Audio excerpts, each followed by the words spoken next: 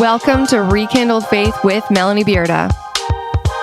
Whether you've been wrestling with questions, facing doubt, or simply just uninspired, let's dive into what it means to be authentic followers of Christ.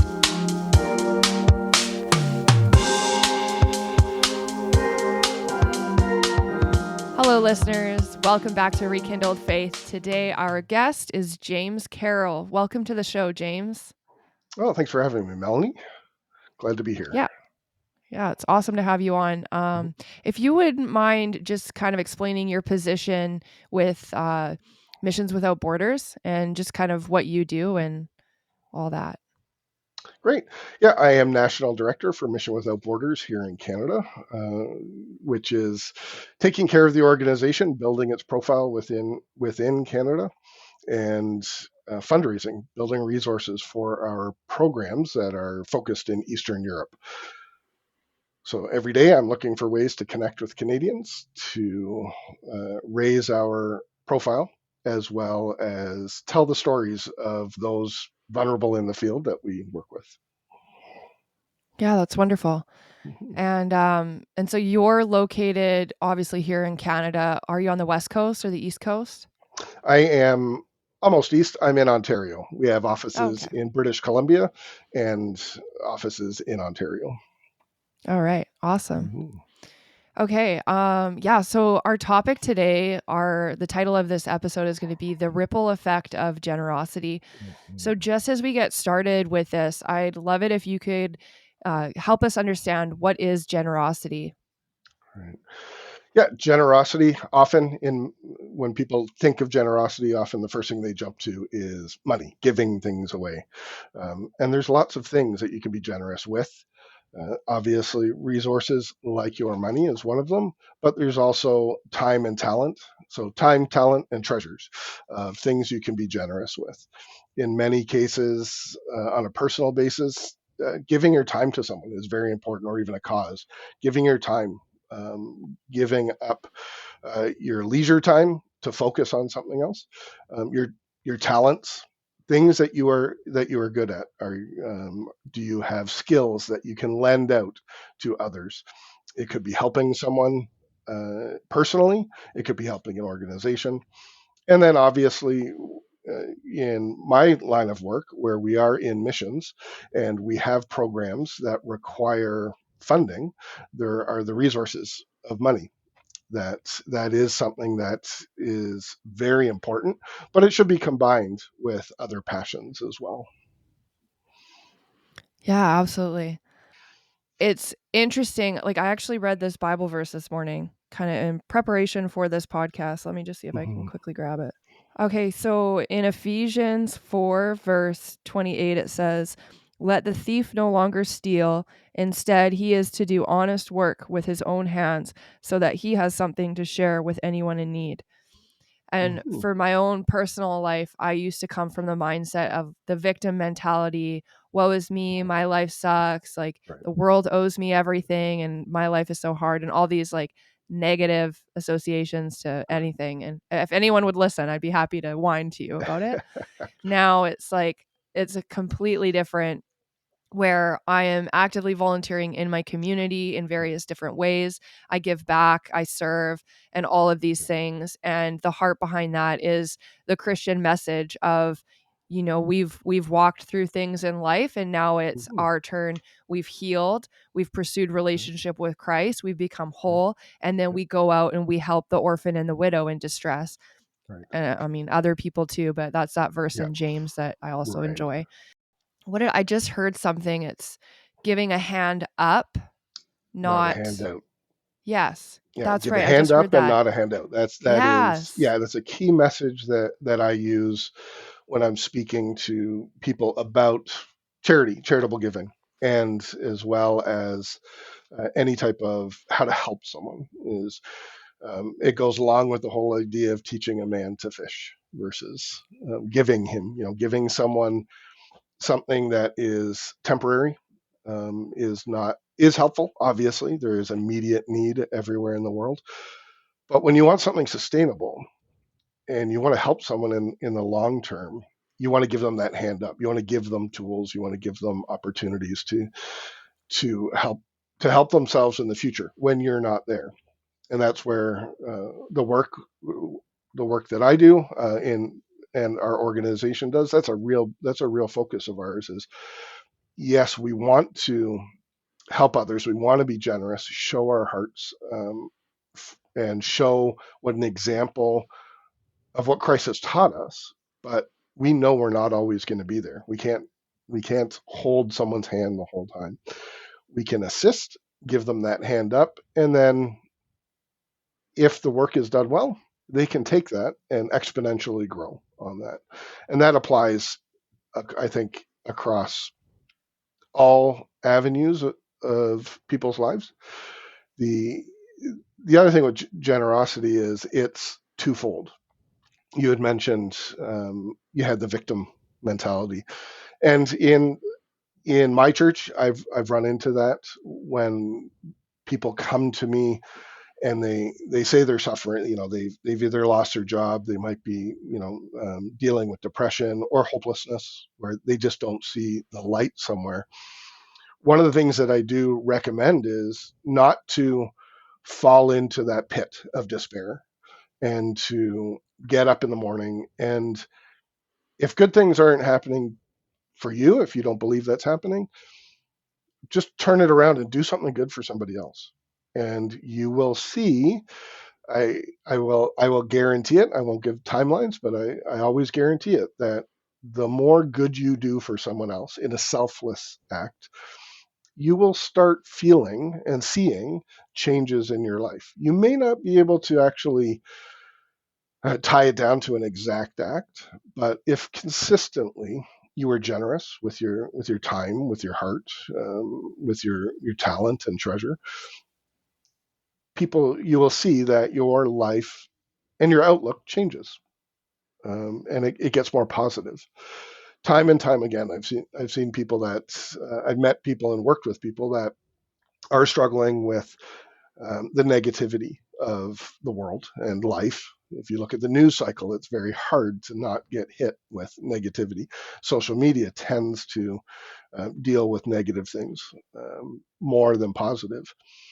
And when I focus on ignoring that, trying to ignore that, and look more towards, well, what can I do for good? And it can be a small thing.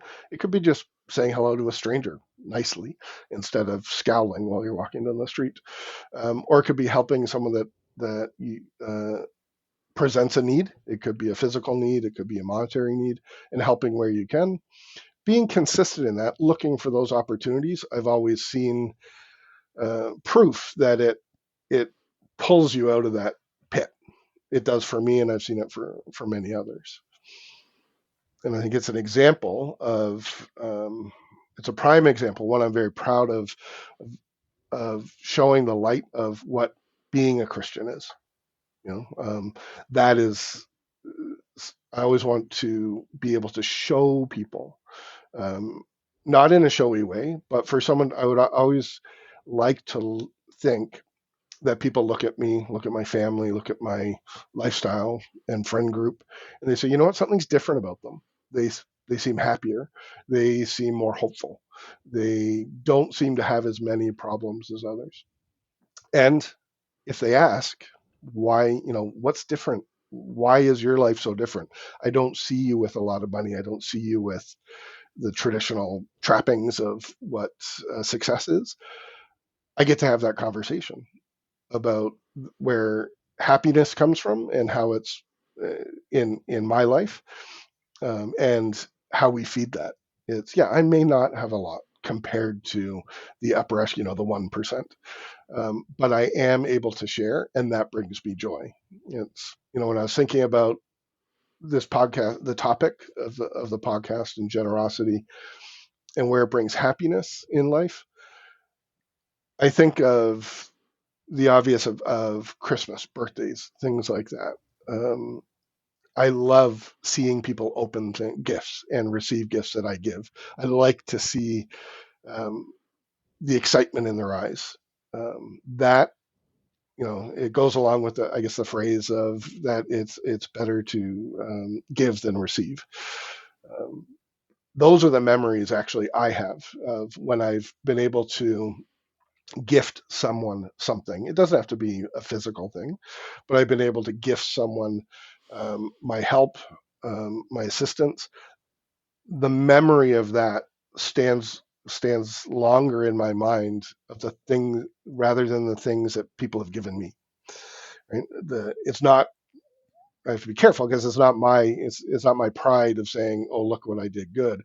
It's more of the the memory of the joy that that person experienced and what I've been able to how I've been able to help provide that. Um, and then I only hope that they look to that and say, yeah, that's an example of a good person, and that good person happens to also have a very strong belief in Christ, and maybe that's where it's drawn from. So it's that they hopefully they can connect the dots on that. Yeah, I love that. That's awesome. Mm-hmm. I uh I also think like when you're talking about the gift of giving and how Mm-hmm. it is a gift for the giver to be able to Yep. give something to somebody else. And I agree. Like when I give a gift and I've put the time and the effort into buying something that I think somebody is going to really appreciate and enjoy, and like watching them open that gift and see that Right. and the excitement, it is a gift to me to be able to know that I've taken the time, I've thought about the gift, I've given the gift, and you have received the gift and you are delighted by the gift. Like what a process that is. Yep. But I also think about how you're sharing about like the mindset too Mm-hmm. of having gratitude essentially Right. of, and like I said, like I used to live in the victim mentality, Mm-hmm. and I surrounded myself with people that helped me remain in that mentality. And at some point, I just got really sick of listening to the sound of my voice complaining all the time Yeah. because it was just constant. And like Yep. if I did something that maybe hurt somebody's feelings, instead of just saying, "Hey, that was really unkind. I shouldn't have done that. I apologize." I would be like, "Oh, I'm so upset right now because I'm a victim of blah blah blah blah blah." And Right. like making like kind of twisting it and trying to manipulate it in order to get myself out of having to take ownership. And Yep. honestly, I just at that point in my life didn't know how to take ownership for things. So Right. it is what it is. God, Yep. thank God that we're not really there anymore. Okay. Right. Um Yeah. but I also like when I work with people, I encourage them to think about the things that they're grateful for, because Mm-hmm. if we continue to stack the deck within like the negative mental mindset, Yeah. then we're always going to find the things that are wrong in our life. Mm-hmm. When we focus on the good things that we do have, the gifts that we've been given, that doesn't take away the fact that these things can be hard, but it allows us to be reminded that there is still good in the world, there's still good in our Mm-hmm. lives, and there's still good in that relationship that we get invited into with God. Right. Yeah, definitely. Yeah, I think the idea of shifting your mindset, making sure that you're not getting caught in the negative and being thankful, um, is very important. I think it. One of the things I do, I'm a reluctant runner, so just training right now for a few half marathons coming up. So I have to do some long runs, and they're painful. It's you're spending an hour or two running, and it's very easy to one start thinking about quitting because it's hard, it hurts, or it's uncomfortable. Uh, and when people ask me how do you get over that? Is there a runner's high? I said, I've never really gotten the runner's high, but what I do recognize is when I start getting into that mindset, I start fighting myself. My mind starts fighting myself. Is I start thinking about at least I can do this. I'm thankful I can do this. It not in a masochistic standpoint, but I'm thankful that I have the ability to be in this situation and be suffering this much because there's people that can't. And in prior years, I wasn't able to. Um, I I wished I could do something like that, and now I can. So it immediately triggers I don't know the chemical reactions in your brain, but if you keep thinking the woe is me or how hard something is, and you shift it around to the thankful mode of I can do this, and I'm thankful I have the opportunity to do this, um, things change for you. And often the other mindset in both in generosity and in thankfulness is understanding through experience that yeah, sometimes things are hard. You may not have the resources that you want or you think you should have, or the abilities, or life is being hard on you.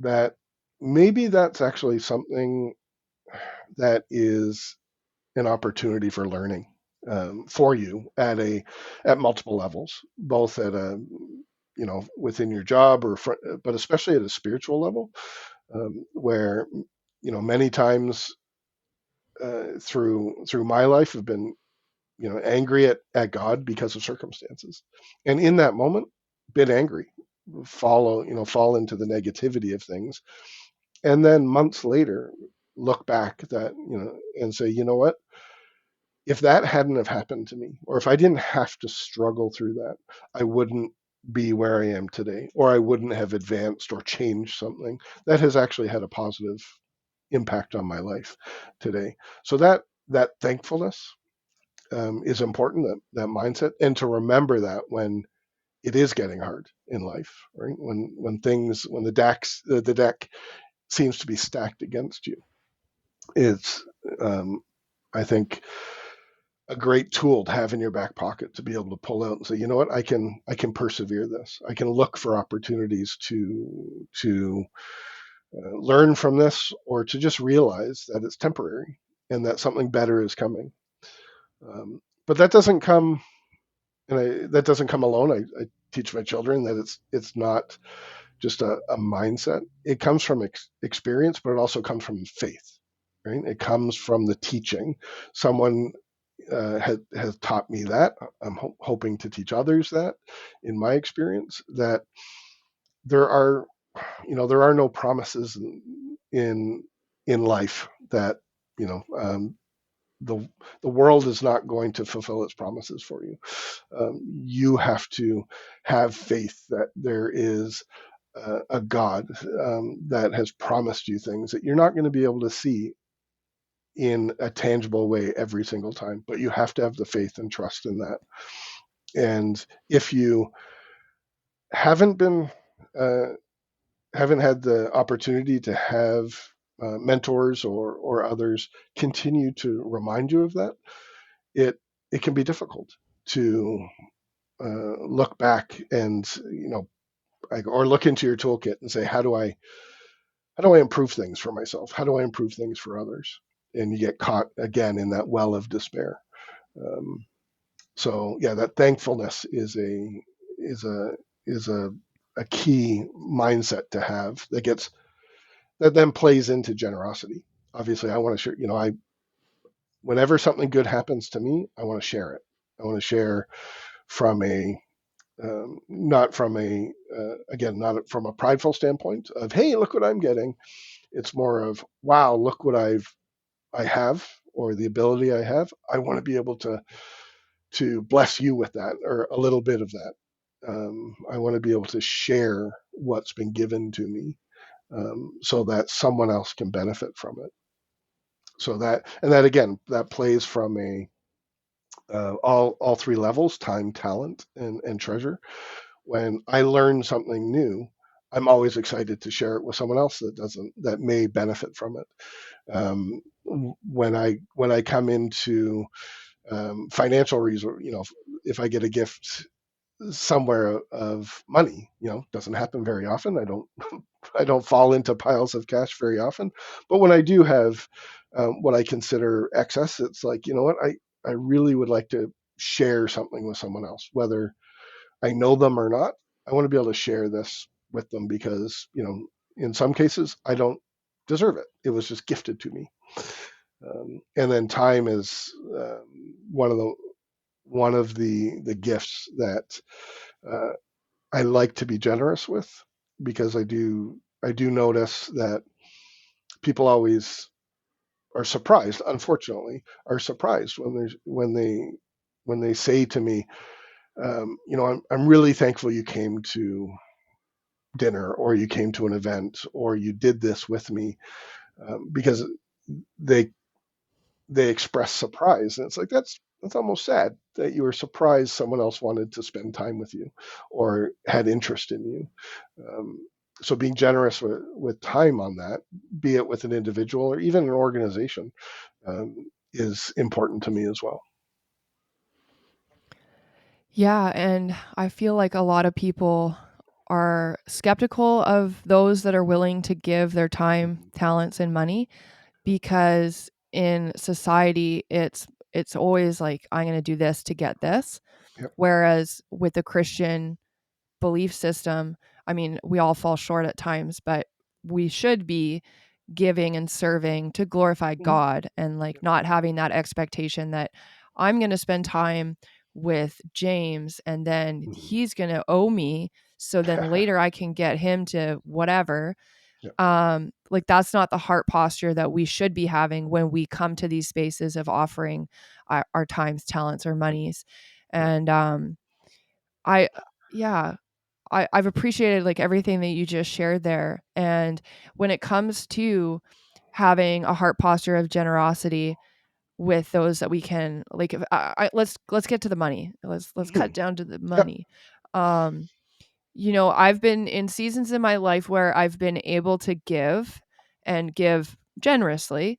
I've Mm-hmm. also been in seasons in my life where I have not been able to give generously. Yep. And I think sometimes people expect that if you're going to give, then it has to be a lot. Yep. And I think the reality is that we're asked to give what we can give.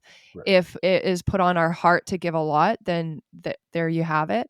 But I Mm-hmm. think like checking in with Christ in the midst of that, the Holy Spirit of prompting, like what should I be expected to give in this stage? Should it be $5 a month towards something? Can it be $100? Can it be more than that? And I even think about people that have come alongside me and given generously to me. And I would call these people people of impact because they've deeply impacted my life. I did youth with a mission when I was in my young 20s. And I was so scared to ask people for money because I'm just not the type of person that's like, come on, give me money.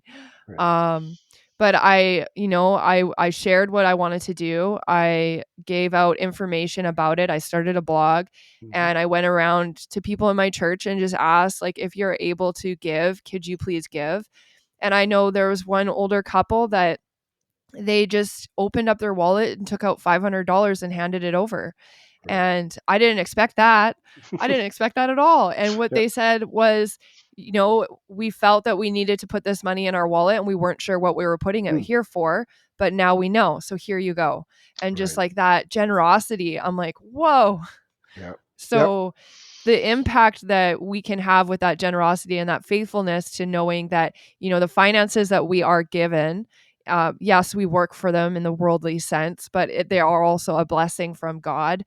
Right. And to be able to give back and like serve the kingdom by giving is such a big thing too. Right. Yeah.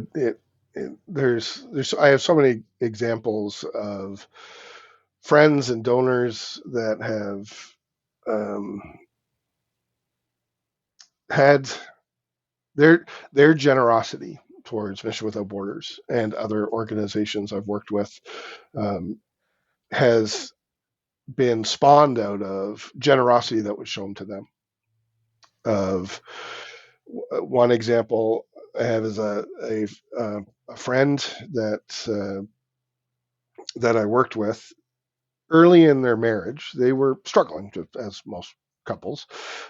They had an old vehicle that they were sort of patching together, and they weren't able to depend on it, and they had an opportunity to go to, I don't know if it was a full time job, but they had an opportunity to work somewhere, and the week before the they were to leave, their car broke down and like it was a write-off. There was no way they were going to fix it. It wasn't a question of being able to afford to fix it. It was it was it was a complete write-off, and they described how how desperate they were. They didn't know what they were going to do. They had to give up on the opportunity, and they didn't know what they were going to do with their regular lives of vehicle. And it was days before they were supposed to leave. They opened the door, and on their apartment, just on their mat, was an envelope. And there was an envelope with a large, I can't remember the exact amount, but it was a substantial amount of money. And just with a note in it saying that it was that God had spoken to this anonymous person, that they were to give them, that this family needed help and they should give them resources. And it turned out to be not the exact amount, but it turned out to be enough for them to go get another used vehicle and move on. Um, and the shocking thing to them was they didn't ask anyone. They didn't ask their church for it. They didn't ask their friends. They weren't bemoaning it to their family and friends. It just showed up.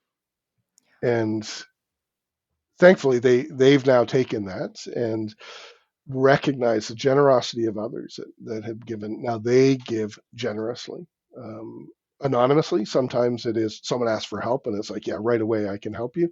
But other times it is that anonymous of uh, they just give to someone that they know or they feel is in need, and they give a gift of something. It might be money or something else, um, and just walk away from it.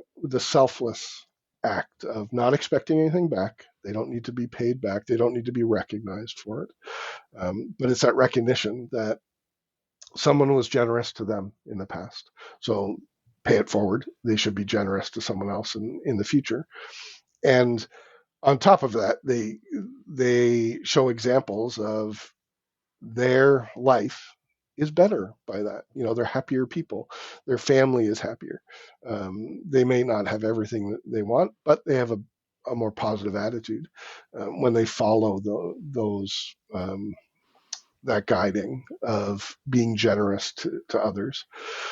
Um, the other the other point I would have about generosity, and from a biblical standpoint, is being cheerful about giving, but also that selflessness about it's not about necessarily being recognized for it. And we talk about this to donors, and I hear about it from donors with Mission Without Borders. Is they give because they realize there's a need, but they give knowing full well they're never going to meet the people that are actually benefiting from this.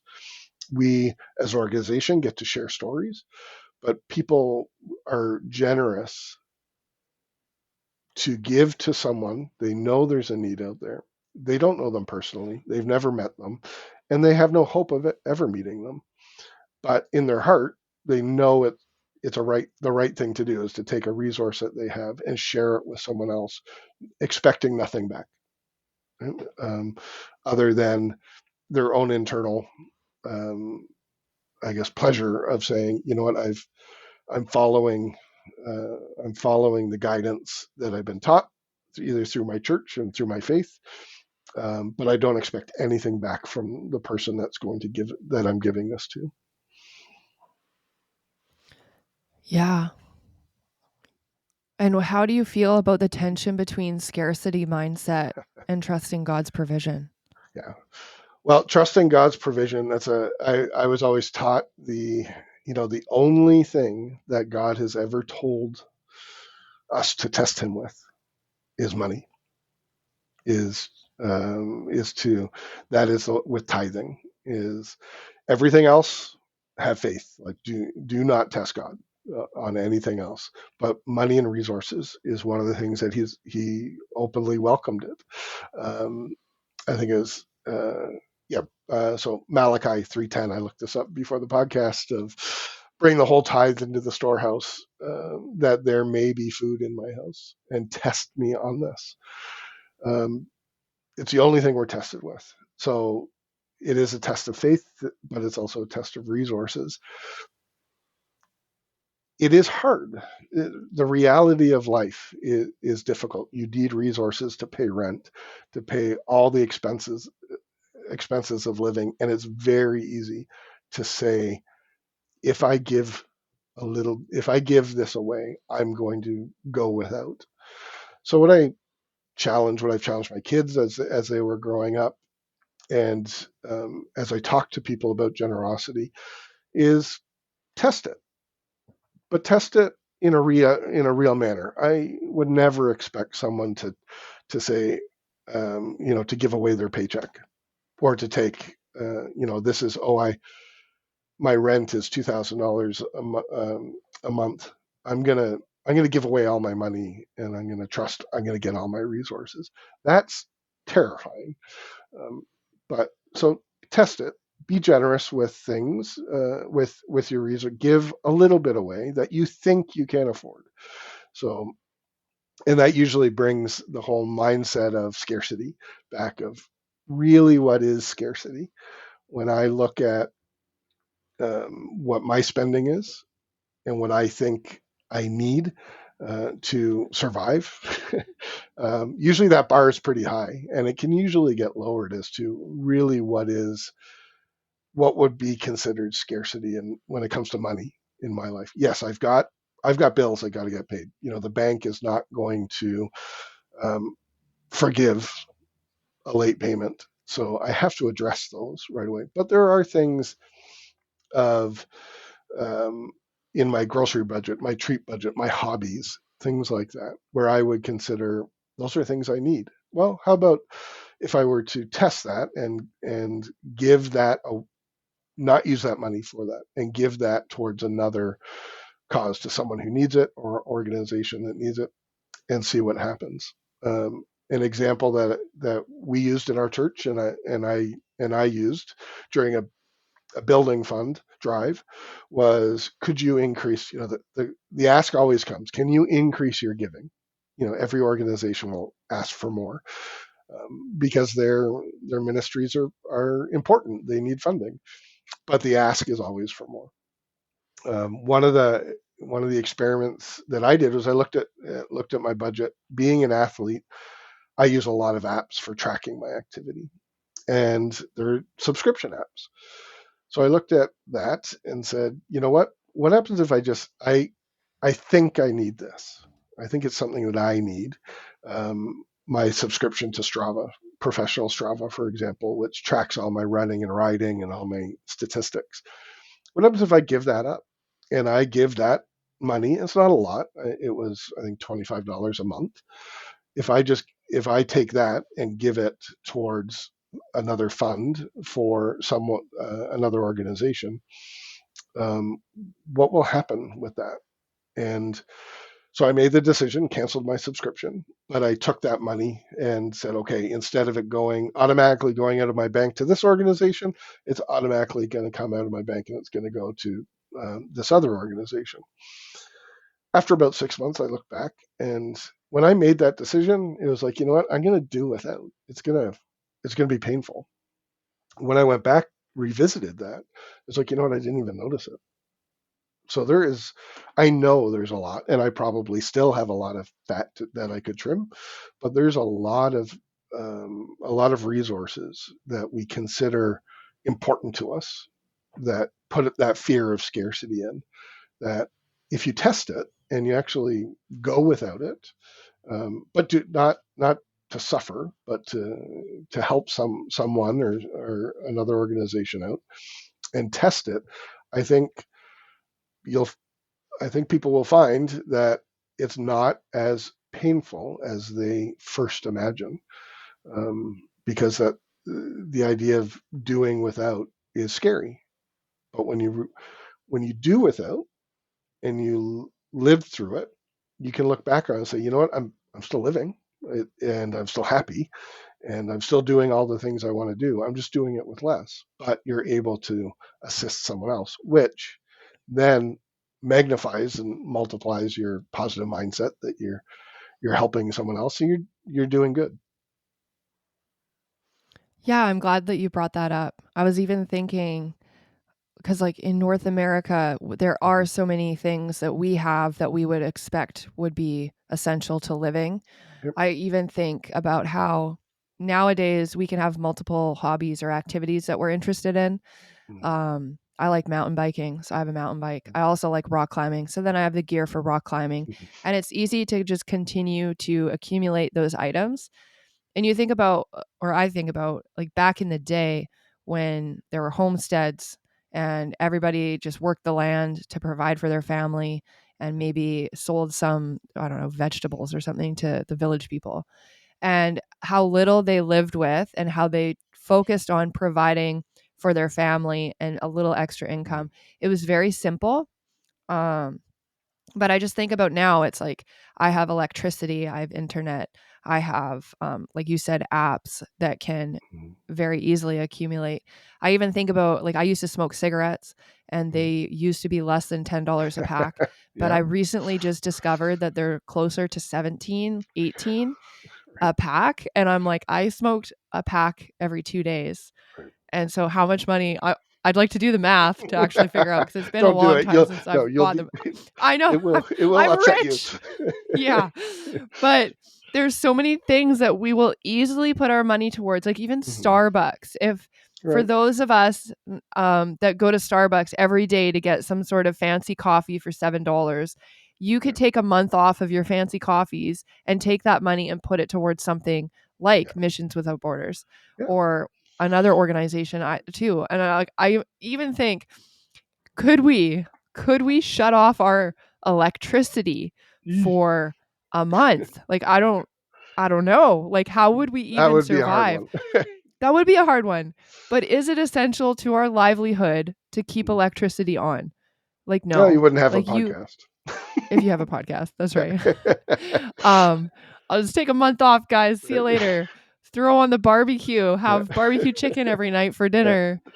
But like, are we willing to let some of these things like go, like even just for Right. a short amount of time? Like I think about Yep. fasting too, like that you could fast your Yeah. electricity and put that bill towards Yeah. something else. Yeah. If anybody The that's listening to this podcast ends up doing it, please send me a message. I want to hear about it. yeah. Yeah, we do challenge. So I do we do in fundraising. It's always a you don't want to just go out with your hand out asking someone for. You have to have a message. There's obviously the need of an organization, but I always like challenging people to give them examples of what they can do. Of Mission Without Borders, we have Team MWB, where I encourage people to run, walk, and cycle, and do things that they think are impossible. Um, but in other fundraising challenges that I've run, to show people how easy it is to answer the "I don't have extra money to give" question of where am I going to find it if you want me to give $50 once or even $50 a month. I don't have that available. One of the things that I tied into was many couples have a date night, for example, either once a week or once a month, and they're going to go out to dinner, or they'll go out to the movies, or they'll spend. I'll ask them, what do you usually spend on that? Well, it'll be $150, 150 dollars for that evening out. And so, how about you just instead of going, you've budgeted that, you've said you're going to spend it. How about you take that once out of 12 months of the year? Just take that one date night, do something different, but take the money that you were going to spend, do something else with it. Not for you. Do something else with it and see what that feels like. How does it affect your budget? It's almost and the feedback that comes back for those that take that on are like, yeah, I didn't notice it because I knew that money was going to I was going to use that money, and it actually it felt good, right? Did something else for the date night, which was fine, but it actually felt good that I took something that was going to be for me, and I gave it to somebody else to do something good with it. Um, and so it addresses that scarcity mindset again of I don't have the money. There was I think it was Scotiabank had the Richer Than You Think campaign, and I remember my wife and I, we had our own business, and um, we were running a store, and they had come out with this campaign. I was like, okay, maybe there's some discipline there that I'm missing. And we went in for the interview with our bank rep, and they went through the checklist of going out to lunch, buying a coffee, and I was like, we don't do that. We don't do that. We don't do that. It's like, oh dear, I'm poorer than I think because there's no extra change to give away. But realistically, there are there always is extra, and I've seen that in my trips to our program work with Mission Without Borders to Eastern Europe. It always humbles me when I visit families to see the work that's being done and the generosity that they have. I know that in many cases, families go without food, regular food, on a regular basis. It's one thing to miss a meal or two, but I know there's families that go hungry for days at a time through the week, or family members will have to go without meals in order to feed children.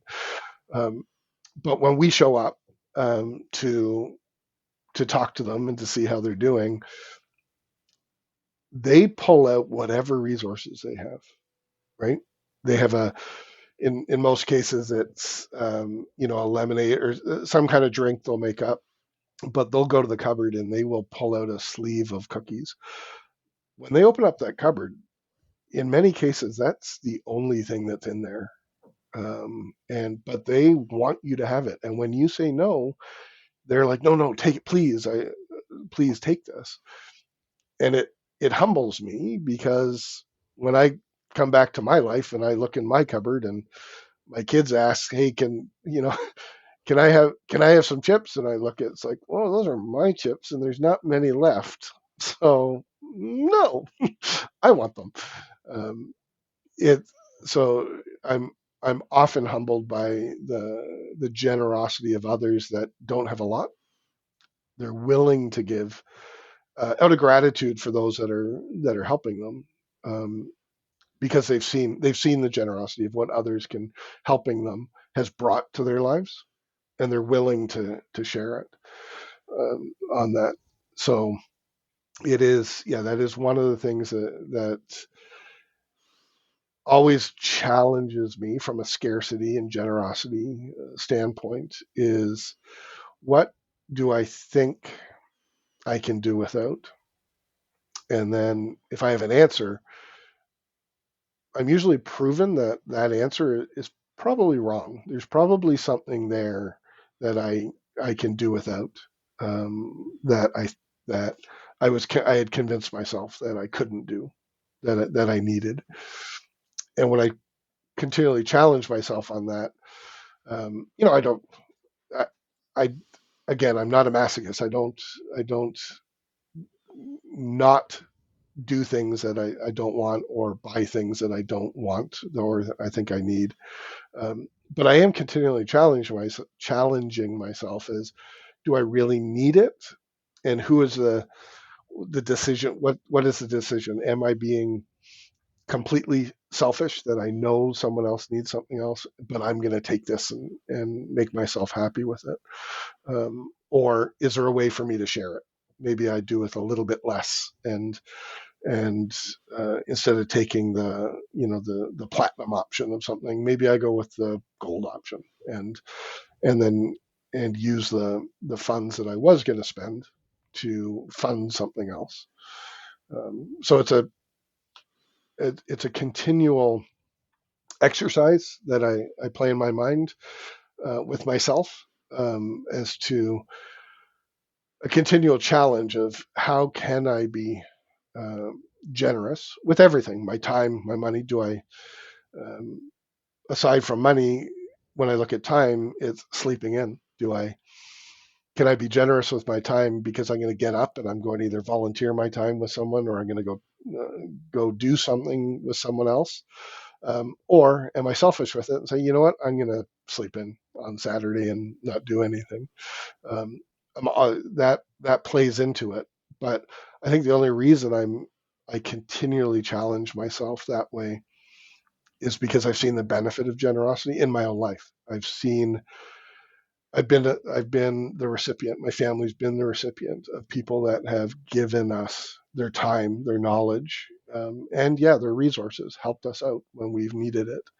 Um, and I just want to pay that back, because I'm always reminded that everything that I'm given is a gift, right? Um, all the way down to my paycheck, everything that I think I deserve. It's a gift because somewhere on the ladder, I've been gifted the ability to do something that someone thought is worthwhile to pay me. Um, and I should be able to, I'm always reminded I should always look for a way to give that back, right? It's the first fruits mentality of, I'm not going to give over what's left. I'm going to give from the, when I receive something, I'm going to give away something right away. Again, addressing the scarcity, and that's been tested time and time again. I've never done without, and I've seen the work in our programs of families that, believe me, they're living in abject poverty, compared to us, compared to me. Um, and I've had mothers and fathers thank me for the work that we do, and thank me for the generosity of Canadians, because they say to me, we've never had to do without. And I can't say it, but I look around and I say, what do you mean you can't do without? You have no food in your fridge. You don't know if you're going to be able to heat the house this winter. But they're so thankful because they've never had to do without. That's where I look at, what is a level of without, right? My bar is much higher, and maybe I have to remind myself every once in a while I should lower that. Yeah. I even think of the Bible verse, Deuteronomy 24:19. When you are harvesting in your field and you Mm-hmm. overlook a sheaf, do not go back for it. Leave it for the foreigner, for the fatherless, for the widow, Mm-hmm. so that Mm-hmm. the Lord your God may bless you in all the work of your hands. Yeah. So even in the Bible, it tells us to consider those that maybe don't have as much as we have, Yeah. and to overlook in order that they can go behind, gather up, and also be able to feed their family. And Yeah. I think that's what I really appreciate. I mean, I appreciate a lot of things about the Christian message and about the gospel and about this belief system that I get to be a part of, is that it's not just about what I get from it. Right. It's about what I can give back to the kingdom of God. And in this case, a sheaf, Mm-hmm. some grain in the field. Yeah, And it's I work. mean, with Missions Without Borders, like, you are Mm-hmm. going into areas that, quite honestly, like, I have never thought about Eastern Europe and how they're doing, right? Right. Like, if I think about missionaries, I Yeah. automatically think of maybe Africa, Yeah. or like stuff like that. But Yep. I mean, I even went into like, I've been in Spain and Morocco, and so Mm-hmm. like I've seen how different cultures can be over there. But yeah, I've never thought about the work that you guys are going Right. to do to help people. But I also, what a gift that the body of Christ has hands and feet and Yeah. eyes and noses, and like, we all have a different heart for humanity that comes out in Mm-hmm. different ways. Yep. You are very much aware of what's happening in Eastern Europe. I am less aware, but there's other areas that I am aware of, and Mm-hmm. so there's other capacities that I've been able to help and serve in and give back to. But yeah, you guys are over there doing this thing, and now Mm-hmm. I get to know about it. I get to understand what you are doing over there and Yeah. how you are helping other people. And quite Mm-hmm. honestly, I don't know, I just assume that Europe is just like North America in some Right. ways. Like that's Yep. how ignorant I can be, right? Like I'm just over here in my bubble in Canada, Yeah. living with my electricity Right. and not thinking about things outside of my Well, it's bubble. So yeah, and that's what draws me to the mission of helping the vulnerable. Eastern Europe is often, when you say Eastern Europe or Europe as a whole, most people look at North America. They think of it as a vacation destination, right? They think of it as people are going on vacation. There can't be any problems there because what they see, what they've been exposed to is all the nice stuff, right? That there isn't the poverty. Whereas Africa, I think that's the falls into the cliche when people think about poverty and charities. They think, oh, Africa. There's all over the world. There is abject poverty, and to be able to um, raise the awareness of the families that the have-nots within Eastern Europe. They're the haves, and that's part of that. That was your origin of our mission, was dealing with some of the corruption that came out of the communist regimes of the countries that we work in. And there is still corruption. There's a huge gap of the haves and the have-nots. When we travel uh, to our program, to the field in the countries, um, you obviously land in a city, and you see the opulence of Eastern European cities. But then when you leave the city and you see the more rural areas, um, it is usually shocking to see just how much people they're suffering and how much they're doing without. For example, Romania. One of the things that shocked me was just how many families don't have running water in their homes. The cities do, yeah, apartments do, but in the rural areas, you've got, Romania is similar to Canada. It freezes in the winter. It's minus 20, and there's families that are, they don't have toilets in their house. They have outhouses, um, and it is because of the have and have not. They are the vulnerable within the communities living on the edge.